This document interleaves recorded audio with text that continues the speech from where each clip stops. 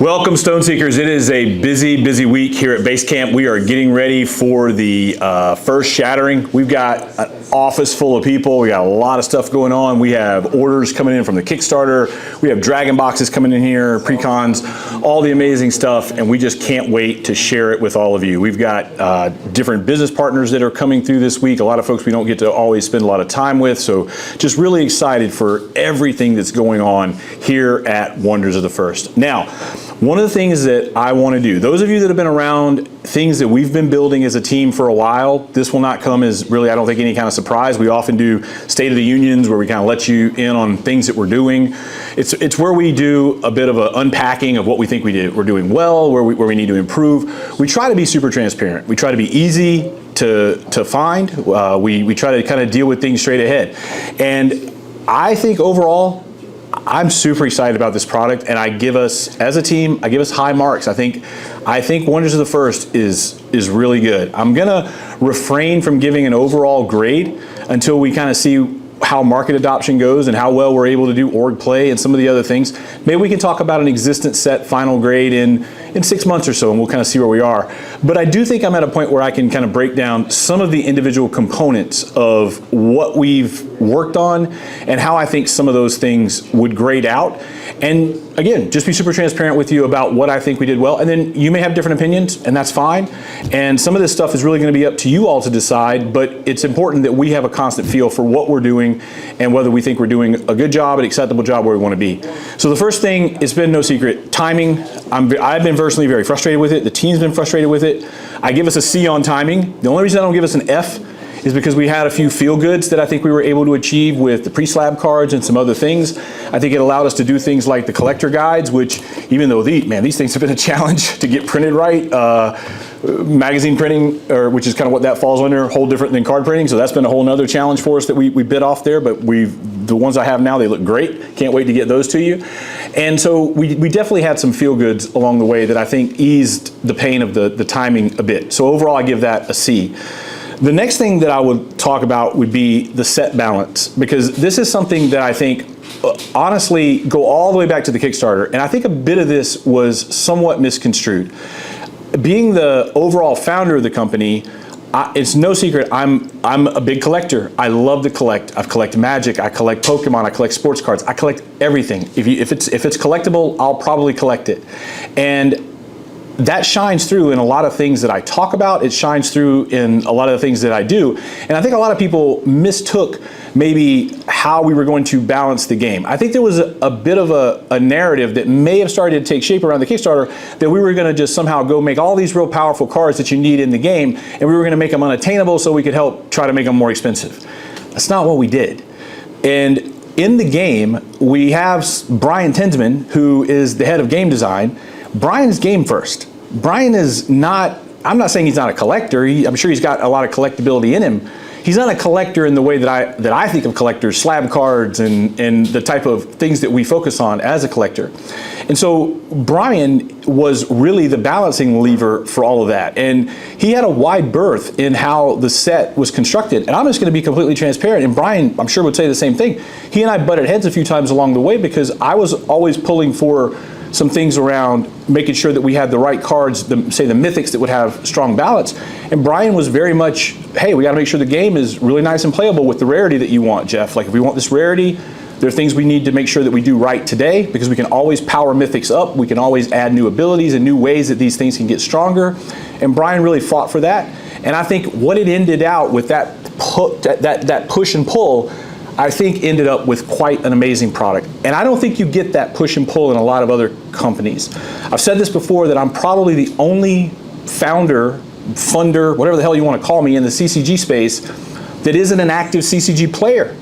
I collect these cards. I know how to play the game, but I'm not the player. Brian is, the dev team is, all the people that built the game, they are. And I think that push and pull is something that I think is very unique to Wonders of the First, and I think it has led to an incredibly well-balanced framework for this set. And what that means is that the most rare cards, the Market of Lost Wonders here, it's hard to find. It's a mythic. but there are all plenty of good lands that are in uncommon slot, they're in rare slot, that you can build playability and play around. So I believe that we have done a great job balancing for collectability, balancing for the future growth, and the way that we can do some things with the power of those cards over time, the more rare cards that may be harder to find with a smaller print run today. And then also just this idea of making sure that there's plenty of build around kind of throughout the set. So all of that is something that I'm really pleased with, and I give us an A there. I want to give us an A plus there, but I'm going to go ahead and give us an A and leave a little bit of room. Hopefully we can prove it out to be an A plus, and hopefully the grade doesn't drop from there. So now if we get into some of the things that are more manufacturing type based, one of the things that I want to talk to you about is the fit and finish of the cards. So there's a lot of decisions that you have to make when you go through a manufacturing process. And from the type of paper you choose to the foiling methods that you use, the inks you use, the cores you use in the cards to make sure that they get the playability that you want, and the bounce back, the bend test, as a lot of people call it, to make sure the card doesn't crease over. There's just a lot at play in all of that. And so we wanted to fight for a lot of traditional elements when it came to the feel of the cards. We wanted a really satin finish that in your hands feels like a Magic card from the 90s. That's really kind of what we were going for. A lot of the new TCGs, especially a lot of the anime TCGs, some of them have gone all the way to gloss even. And we really wanted to kind of stay with that more satin feel to the hand. And when you do that, there are some things that you have to sacrifice. One of them is the fact that when you have your paper cards in particular, if you go with a satin finish, you don't have the gloss over the top that helps protect it when the card gets cut. Now, I'm not making excuses for any type of manufacturing defects or issues. I think our cards, I've seen enough of them off the assembly line here, I think the cards are going to do a really good job of meeting that near mint or better criteria. But every card is not going to be a gem, and that's going to be very apparent in the paper cards. You're going to see some edge chipping and some dings, some things that wouldn't be there if there was a gloss coating to protect the card. There's other things you can do. There's a Mylar coating you can put over it that'll help protect it, to help protect the paper cards. But if you want that true satiny finish, you have to sacrifice a little bit of that. There's one thing that I do wish that our factory had, but they don't. We've actually talked to them about it. It's an incredibly expensive machine. Our particular factory doesn't have what's called a rotary cutter. They have a punch cutter. That, with the satin finish, if we were on a rotary cutter, it could probably help the edges a little bit. But overall, there's definitely, you'll get through some cards. One area where I know, like, if the blade of the cutter gets a little ding on it, every card runs through that one cutter. There was a point to where there was like a little ding right below the rarity symbol. And so some number of cards made it through before the QC caught that, and I've seen some of those cards. I actually had one laid out here. I was going to show it to you. But I've seen a few of those cards that made it through with that little corner issue. But again, that's something that's relegated to the paper cards. Now, when you move into the foil cards, I think our grading and condition is going to be really good. If you look at the record that for those of you that may not know, we have another trading card game called Bo Jackson Battle Arena. And a lot of cards have been graded for Bo Jackson Battle Arena. We're seeing a lot of PSA 10s, seeing a lot of tag 10s, seeing a lot of CGC 10s, seeing a lot of pristines. We're seeing a lot of great cards come through grading. And I think the same is going to hold true here.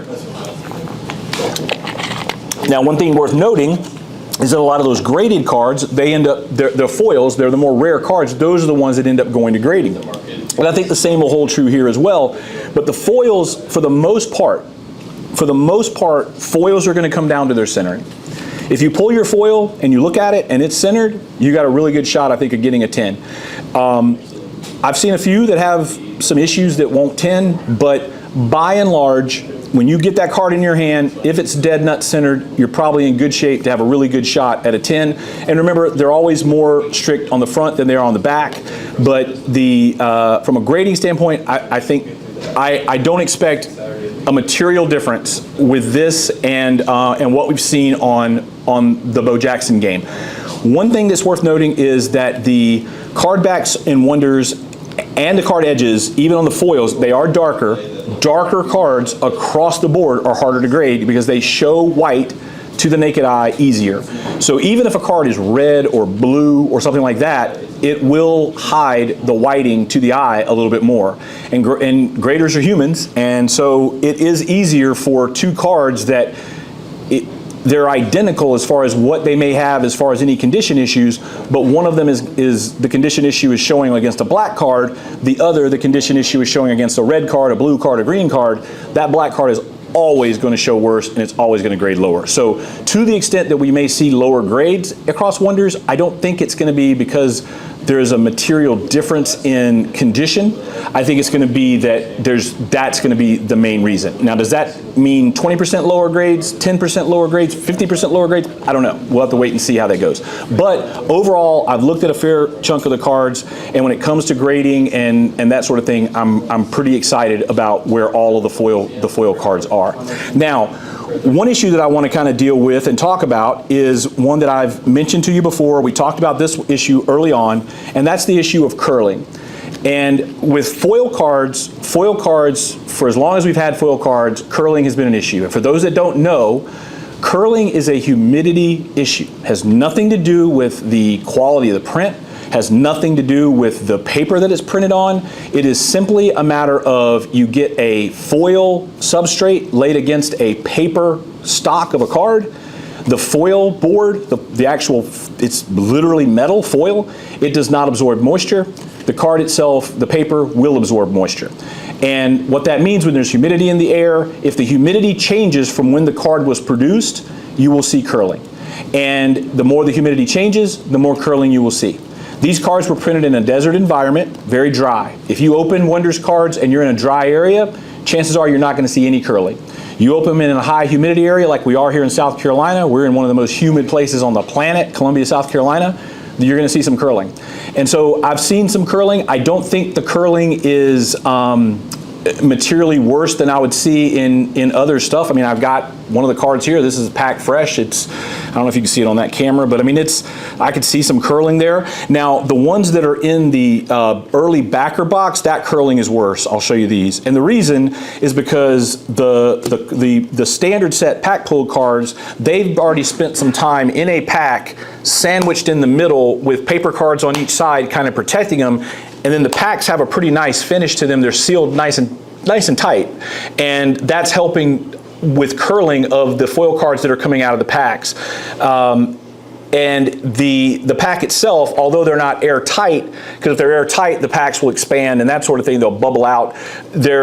I think overall the packs probably, this is just me spitballing, I have to think that the pack is going to be a little bit better against moisture intrusion than, say, the early backer box where they're just kind of wrapped in the piece of cellophane with a paper wrap around them. I feel like those are going to get hit with the moisture a little bit more. But the other thing is these early backer box cards, they don't have any paper on each side.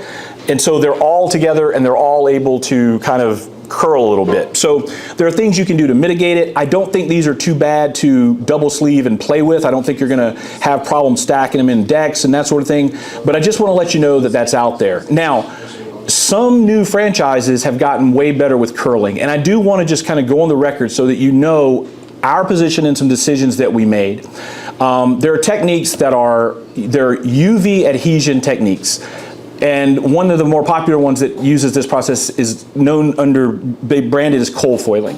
And what cold foiling does is cold foiling takes only the part of the card that needs to be foil and it puts foil there. And then when the machine puts the foil there, it uses essentially a glue that is cured with UV light that lets it cure quickly, and it just puts the foil in that one place. So then what happens is if you take a foil card and it's only got little spotches of foil on it, there's less foil substrate for the card to need for the paper to lay against. Therefore, you don't tend to get much more curling than you would in a paper card. Now, if cold foiling foils a lot of the surface of the card, you could still see material curling there, but the less foiling that gets used in a UV-based adhesion method, the less the card will curl. It's actually a cheaper process. It saves more money. There's other UV processes that are being used that people are branding in different ways, but they all tie back to that essential using a adhesion layer. Traditional foiling, so when you go all the way back, what's been foiling, how cards have been foiled for 35, 40 years now, It is a foil board against the core, and they use a heat-based polymer. It's heat activated, and it essentially is like welding those two things together. So that foil board is essentially welded to the cardboard layer, which is again part of why it curls, because it's got that, they're so stuck together that when the card flexes, it causes the curling. But the thing that it also has done now for 30 plus years, it stood the test of time. And I'm not here to say that anybody's, I'm not here, look, we're new, we're an upstart. I'm not here to trash anybody's manufacturing techniques. We just want to get along. But I want to tell you that we had to make decisions. And when I started asking questions about some of these other foiling techniques, about their longevity and that sort of thing, there were some things that just concerned me a bit. And I had to make a decision. What would I rather do? Would I rather have less curling today, or would I rather know with an incredibly high degree of certainty that our cards are going to be in 30 years, 35 years, what they are the day they come out of the pack? And that's what we opted for. Curling does not affect card grading. Players know how to deal with it. It's not going to be bad if you're in an arid environment because of where our cards are produced. It also got a little bit worse because we got delayed, as you all well know. The foil boards were already put together and ready to go, so they did sit in that arid environment longer than we had planned. We pumped moisture in. We tried to manage that with our factory reps. We talked to them. We knew that was a potential issue. Again, I'm not trying to say that this is a doomsday thing. It's just something that I really wanted it to be something that we looked into other ways foiling both sides with foil board, and there are people that are foiling both sides with UV-based adhesion techniques. We were unable to find someone who would do polymer-based. I don't want to get all technical on it, but we were unable to find someone who would put true foil board on both sides and warranty it. So we weren't able to do that. We literally couldn't get anybody that would produce that paper for us. So it's something that we want, the traditional foil board durability. We want the thing that we know has stood the test of time. One thing I'll say is that as far as how foils look, I'll put our foils up against anybody, any foiling technique, because what I have come to believe very strongly is that the foiling itself, the technique you use, whether it's traditional foil board or whether it's one of the more UV adhesion-based foiling methods, that doesn't dictate how amazing the card looks. I think that some of the people that have used the UV-based methods have made some really nice foils, and people have said, oh, it looks a lot better because it is a blank type of foil, coal foil, whatever. It's not the coal foil that's the cause of that. It's good work. It's good craftsmanship. It's good layering. That's what made it good. And if you took those same artisans that did that and you have them work with the traditional foil board, they can make cards that are just as beautiful. And I think our team did that. I think our cards are just as beautiful as any you will find. I think the coloring on the cards is really good. The paper cards we did, I would say that as a whole, we probably missed on some cards darkness on paper. They're probably about 20% darker, give or take, than we would like them to be. In certain cards, is a little bit of washout where certain elements that we can see on the digital card, the digital proofs of the card, they don't shine through in the paper card like we would like. I know there's one that's like a raven and you could see the feathers and stuff in the art, and it didn't quite come through in the paper card. The foils are better. The foils do have it come through better. But so if I had it to do over again, we would have probably brightened the paper cards up a little bit more earlier in the process. By the time we realized it was an issue, we had to make some decisions. Is this good enough to continue producing, or do we need to slam the brakes here and fix? We were already delayed, and it was something that we made the decision that we were going to press on with it. So for color, I give us a C for that. I'm a tough grader, but some of them are A+++++. There are definitely a lot of A++++ in here, but there's some cards that I wish were brighter, so I'll give us a C on color. I don't think I gave us our official grade on some of the other stuff that I already talked about. Curling, I'm going to give us, overall on curling, I'm going to give us a C.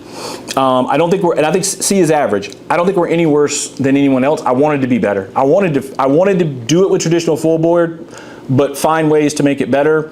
But we're just kind of in line with everybody else on curling. And the people that are better than us on curling, it's primarily because of the methods being used. And I don't want to use those methods. I don't plan to change to those methods. If something comes up, if somebody watches this video and some factory says, no, I'm going to come bring to you assurance that I can make you cards and I can use UV-based adhesion that won't curl, and I can guarantee you that your cards are going to not flake off and have a problem in 50 years, and I can believe that, then I'm open to change. I looked for all of that. I looked for that data. I looked for it. And I read a lot of things where that type of foiling failed in other applications that concerned me. And that's why we chose to go the route we did. I'm open to change, but right now I have no plans to change. We're planning to stick with traditional foil board, and we're planning to deal with curling. So if anyone out there wants to just bash us and say that we got curling and everybody else's cards are starting to be flat, then we'll live with that. So on the curling, I give us a C. Fit and finish, I think I skipped the grade on that. I give us an A on that. I think fit and finish is an A. I think that's going to be somewhat subjective. If you're someone that wants glossy cards, you may not like this satin finish. If you like that traditional OG feel, you're going to love these cards. So other things that I wanted to cover, and this video is getting a little longer than I wanted it to, but I do want to talk a bit about collation. Collation is something that is a big challenge when you have a set of this magnitude. And I'm just going to tell you the way a lot of companies that produce, because I saw how other people do things. And again, I don't want to bash on other people. That's not what I'm here for. But I do want to tell you how we did things differently. A lot of collation is, if you open enough product, like a serious amount of product, the product will almost begin to feel like it was a pre-con just spread across a much larger sample size. And they do that to make sure that they're getting good distribution of the cards. But what it does is it really strips the heart and soul out of pack-pulled randomization. In our product, we will have people that will rip collector boosters, and because of the way that any rarity slots work, they are true any rarity to the ratios with random, not a force, we're not forcing collation in. So we're not telling you it's any rarity this, any rarity that, and then you rip 1,000 boxes and all of them are this homogenistic, you got 4 every single time. There's a lot of products that's how it works. That's not how our product works. Some people will rip collector boosters and you're gonna get 2 mythics. Some people are gonna rip collector boosters and get 8 mythics. Some may get 9 or 10 mythics. It's gonna happen. If you get less than 2, it would be a really bad beat. I don't think that's gonna happen much. It's possible though. It's a different method of collation that allows for some of those moments of joy that we look and work so hard to create to shine through. But without that, to create that moment of joy, you have to have the other side of that coin. And the other side of that coin is that you have some bad luck with the RNG gods. Now, if you have some bad luck overall on the mythic pull rate, then that means you're getting more epics and rares. A lot of the epics and rares are the main, well, especially in rare. Epic, not a ton of huge build arounds even in epic, more of them than there are in mythic. But when you get down in rares, a lot of your big build arounds and stuff start getting down in rare. So getting more rares is not a bad thing. It's just you're not getting necessarily the mythics. And look, would I rather open a box and hit 8 mythics than 2? 100%. All other things being equal. But that's the way that our collation works, and I just want to make sure that the market understands that we fought really hard not to have what at large sample begins to feel like a pre-con that is spread across a massive sample size. And again, you don't feel that if you open a few packs. You don't feel that if you open a box. You probably don't feel it if you open a case. Open 10 cases, open 20 cases, then you start seeing just how homogenistic a lot of these other products are. That is not going to happen with Wonders. We fought really hard for the collation. I give the collation an A+ that we've met our goal. Now, whether you all love it or not, that part of the grade we'll have to see. But I am incredibly excited about our collation, and I think it's going to make for better ripping experiences. I think it's going to create more moments of joy. I think it's going to allow some things with rip and ship type stuff, which is an important part of the market these days. I think it's going to make for that to be more exciting. I think there's a lot of great things there. And then the last point that I wanted to cover that is serialization of cards. And no secret, serialization is something that we wanted to bring very aggressively into a CCG like Wonders the First. And when you look at the way serialization is used in other products, we'll talk about Magic. Magic serialized cards are hard to pull. They're incredibly hard to pull. So much so that take someone like me who did rip 10, 12, I don't even remember how many cases of Lord of the Rings I ripped. I don't remember how many cases of March of the Machine I ripped. I've ripped a lot of Magic, and I've done it to chase serialized cards by and large, collector boosters. They're incredibly hard to pull. They're so rare. Now, it does lead to some crazy prices, but it also leads to a bit of illiquidity in that market because a market can't form for those serialized cards. Now, Magic is so big that they are able to form a market. If we made serialized cards as rare as Magic serialized cards, we might as well make them one-of-ones because that's how illiquid the market would be. And when you get into sports cards are inherently illiquid when you get into these one-off cards that are special produced, one-of-ones and that sort of thing, or you can get stuff that's too rare. Now, in sports cards, we have great things with ratios where you open a new rookie in any sports card product and you're probably going to have some serialized cards out of 500, some out of 100, some out of 50. Then you're going to get your big one-of-one. And then your big one-of-one, the market for that is often driven, and it's the way that people can do deals and feel like they're coming up with a fair price. They're able to look at the comps of the other serialized cards, and if the out of 10 is going for $100, then the one-of-one typically will trade 3 to 5 times that out of 10. Just as a general rule, it gets you in a range for a one-of-one card. Whereas so I've seen some TCGs that have thrown in one-of-ones where there's no corresponding other serialized cards, and then that just really does make it tough for a market to form. It's really, it's just tough. And I think the way we've done it in Wonders, where it is modeled after sports cards, every card in the set has a serialized version. Every common there's a serialized version out of 99. We call them orbital color matches. The border has more coloring in it that matches the orbital. This is one here that's a spell from Heliosynth, and you see the yellowing or yellow on the border there. If this was boundless, it would be white. If it was Umberthine, you'd see the purple. And then it gets its serial number, the count, based on the rarity of the card. If it is a common or a token, the serialized count is 99, which I think is a great number for serialized cards. There's a lot of very popular sports cards that are serialized out of 99. If it goes to an uncommon, it's serialized out of 75. That's what this one is. If it's a rare, it's serialized out of 50. If it's an epic, it gets serialized out of 25. If it's a mythic, it gets serialized out of 10. And then every card in the set gets a one-of-one variation called a stone foil. I don't have a stone foil to show you. We have plenty of them on the site. Probably have one here in the collector guide. Yeah, so there's a one-of-one right there, the stone foil. That's how the stone foils look.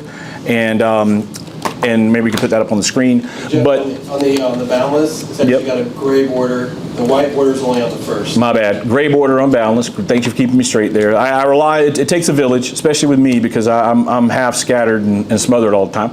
But it's more of a grayish border for boundless. The white border is actually what's used on the first, which is the omnicolor kind of card. But I think what's going to happen is I believe that the serialization that we have, it allows a card like Pink Spore Dreamcap, which is a common. This one may be an exception because you can put an unlimited number of these in your deck, but just pick a common. A lot of the commons are going to be basically giveaways. Like you'll find them in dig boxes in hobby shops in paper, they'll be free. But the ones out of 99 are not going to be free, I don't think. I think there are going to be collectors that will want them. Now, how those all get priced is up to you all in the market. But I think what it does is it allows a card like the Crystal Mouse, which is just a beautiful collectible card that is a common, and whereas the paper card version may be pennies, the OCM version out of 99 will be rare. Oh, it's only 99 of them. So if you really like this card, and my daughter loves this card, and so if I want to get her a rare version of this card, the OCM, and then get it graded, that's what I would go after. And so I really believe that serialization, the way that we're doing it, every card gets its serialization. The serialization is tied back. The count of serialization is tied to the rarity of the card, and then every card in the set gets a stone foil. I want to give us a high grade for this, but I'm not going to give it any grade because I need you all to prove this thesis out.